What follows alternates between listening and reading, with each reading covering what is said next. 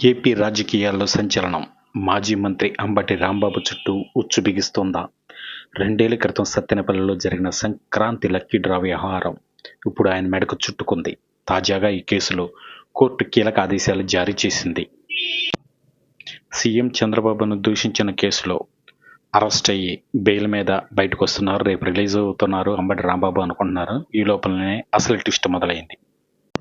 సత్తెనపల్లిలో YSR Congress party ఆధ్వర్యంలో 2023లో lucky draw చేశారు.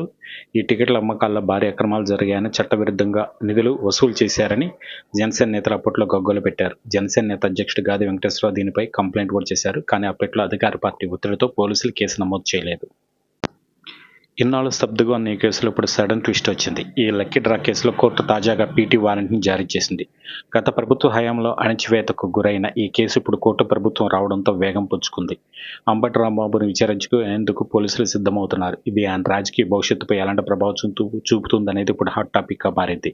అయితే రేపు బెయిల్పై బయటకు వస్తారా, లేకపోతే ఈ కేసు చుట్టుకుంటుందా అనేది కూడా ఇప్పుడు చర్చనీయాంశమైంది.